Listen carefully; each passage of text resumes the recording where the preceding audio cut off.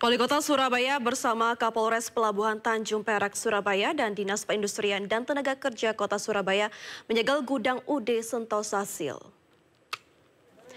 Penyegelan ini dilakukan setelah ditemukan sejumlah pelanggaran aturan yang berpotensi membahayakan keselamatan lingkungan dan masyarakat sekitar.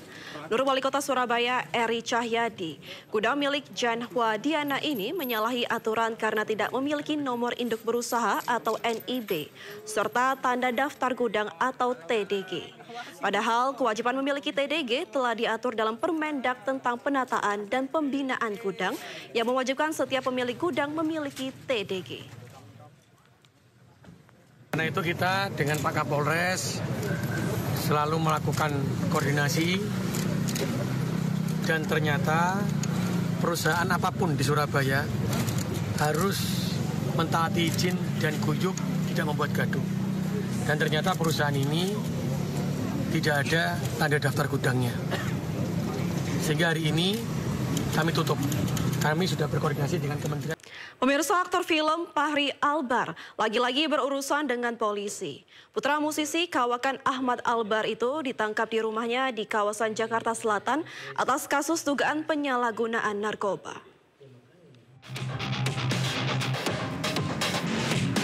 Kabar penangkapan terhadap Fahri Albar dibenarkan oleh Kasat Reskrim Narkoba Polres Metro Jakarta Barat, Kompol Fernal Armando Sambo. Putra dari vokalis grup musik God Bless tersebut ditangkap di kediamannya di kawasan Jakarta Selatan pada Minggu 20 April 2025 sekitar pukul 20 WIB. Selain mengamankan FA, polisi juga mengamankan sejumlah barang yang diduga mengandung narkotika. Ya, kami dari Narkoba Polres Jakarta Barat pada tanggal 20 April 2025 kami mengkonfirmasi bahwa telah mengamankan seorang pria inisial FA yang bersangkutan adalah seorang public figure, dan saat ini kami sedang mendalami serta melakukan penyelidikan lebih lanjut. Sebelumnya pada Februari 2018, Fahri pernah berurusan dengan polisi atas kasus yang sama. Kala itu polisi menemukan barang bukti berupa satu plastik sabu seberat 0,8 gram, 13 tablet Lumolid, satu butir obat Calmet, dan beberapa alat isap sabu.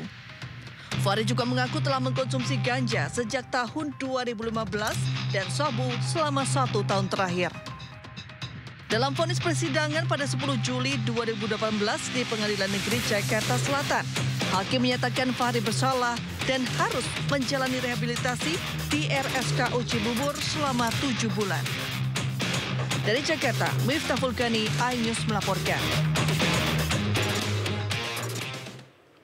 Pemirsa, untuk mengetahui perkembangan terbaru terkait kasus narkoba yang menjerat Fahri Albar, kita bergabung dengan rekan Jen Cahyani di Polres Jakarta Barat. Halo Jen, usai penangkapan, apakah sudah ada keterangan terbaru terkait jenis narkoba yang dikonsumsi? Baik, Vina dan juga pemirsa, untuk saat ini belum ada update terbaru seperti apakah rincian dari barang bukti yang ditemukan oleh kepolisian, khususnya Polres Metro Jakarta Barat, terkait dengan penangkapan Fahri Albar pada Minggu di kediamannya. Dan untuk saat ini sendiri informasi terakhir yang kami terima untuk agenda terdekat yakni pada pukul 11 siang waktu Indonesia Barat nanti akan dilakukan tes kesehatan atau lebih tepatnya tes urin yang akan ditujukan atau dilakukan oleh Fahri Albar sendiri terkait apakah dirinya positif menggunakan narkoba. Kemudian tentu saja yang kita tunggu bersama yakni rincian yang akan disampaikan oleh Polres Metro Jakarta Barat terkait dengan barang bukti, kemudian apa saja yang digunakan atau dikonsumsi oleh Fahri Albar, barang-barang bukti jenis narkoba yang ditemukan di kediamannya pada hari Minggu lalu saat penangkapan. Kemudian nanti juga hasil dari apakah Fahri Albar ini positif atau terbukti mengkonsumsi narkoba dilihat dari hasil tes kesehatan yang akan dilakukan pada pukul 11 siang nanti. Kemudian kalau kita pantau sejak pagi tadi memang tidak ada dari keluarga ataupun kerabat dari Fahri Albar sendiri yang menjenguk atau datang ke Polres Metro Jakarta Barat. Namun nanti akan kita lihat sampai pada kegiatan atau agenda selanjutnya, yakni tes kesehatan yang akan dilakukan pada pukul 11. Apakah akan ada keterangan lanjutan dari pihak kepolisian maupun apakah dari pihak keluarga juga akan menjenguk ke Polres Metro Jakarta Barat, karena kali ini merupakan kali ketiga Fahri Albar sendiri berurusan dengan narkoba. Sebelumnya pada tahun 2007 silam ini juga sudah pernah ditangkap yang sempat menjadi DPO yang kemudian menyerahkan diri ke Badan Narkotika Nasional yang terbukti mengkonsumsi atau menggunakan 1,2 gram kokain yang ditemukan di kediamannya juga. Kemudian pada tahun 2018 Fahri Albar kembali berurusan dengan narkoba yang ditangkap oleh Satres Narkoba Polres Jakarta Selatan yang kemudian divonis 7 bulan rehabilitasi. Nah, ini juga tentu saja kita perlu tahu atau kita ingin mengetahui nantinya jika memang terbukti positif menggunakan atau mengkonsumsi narkoba, nanti apakah jika telah masuk ke persidangan, apakah Fahri Albar ini kembali harus divonis untuk melakukan rehabilitasi ataupun nanti masuk ke jeruji besi. Nah, saat ini kami masih menunggu nanti apakah tepat pukul 11 siang akan tepat dilakukan oleh pihak kepolisian dan juga akan di mana dilakukan tes kesehatan atau tes urin tersebut, apakah di Polres Metro Jakarta Barat ataukah di tempat lain. Dan tentu saja yang ingin kita ketahui juga nanti kita akan tentu saja mencari tahu ataupun mendengarkan dari pihak kepolisian terkait yang pertama barang bukti yang ditemukan di kediaman Fahri Albar, kemudian rincian dari barang bukti tersebut atau obat-obatan narkoba yang ditemukan, kemudian tentu saja yang ditunggu adalah hasil tes kesehatan atau tes urin yang akan dilakukan pada siang nanti. Sementara itu, Vina. Baik, terima kasih Jen. Kami tunggu perkembangannya dan selamat bertugas kembali. Baik pemirsa, ke informasi selanjutnya, satu korban baru melapor ke polisi terkait dugaan pelecehan seksual yang dilakukan di dokter di Kota Malang. Korban mengalami trauma berat pelecehan seksual yang terjadi pada tahun 2023 silam.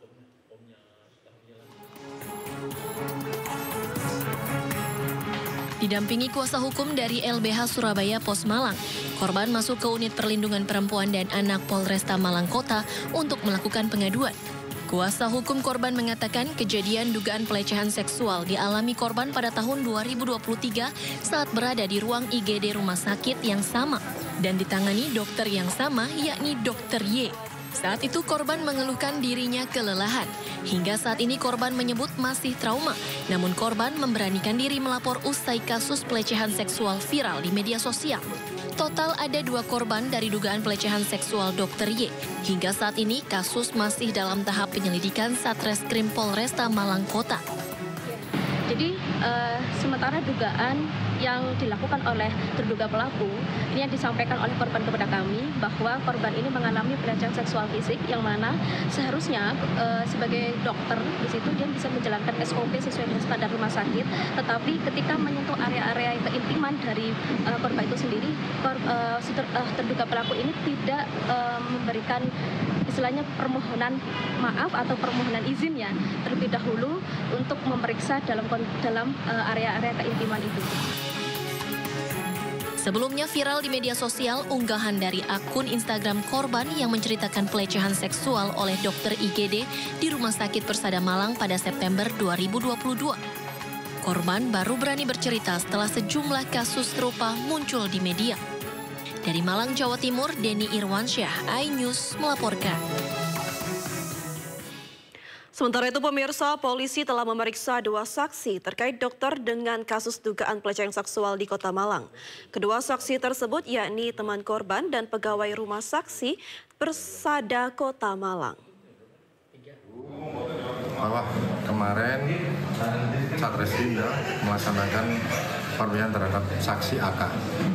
Saksi AK ini merupakan pegawai salah satu rumah sakit swasta yang ada di Kota Malang terkait dengan adanya pelaporan dugaan pelecehan yang dilakukan salah satu oknum dokter.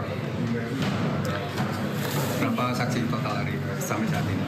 Untuk sampai saat ini ada 2 saksi ya, 2 saksi, yang satu teman korban, yang satu pegawai dari rumah sakit swasta. Kalau kami menentukan kapan, kami belum bisa menentukan lebih baik, karena saat ini kami masih terus mengumpulkan barang bukti, terus melakukan pemeriksaan terhadap saksi-saksi yang melihat kejadian dugaan pelecehan yang ada di salah satu rumah sakit swasta tersebut.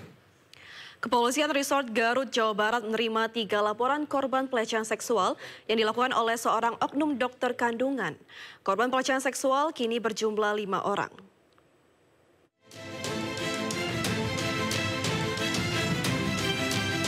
Setelah menetapkan tersangka MFS, seorang dokter pelaku pelecehan seksual di Kabupaten Garut, Jawa Barat, Satreskrim Polres Garut menerima 3 laporan baru dari pasien tersangka.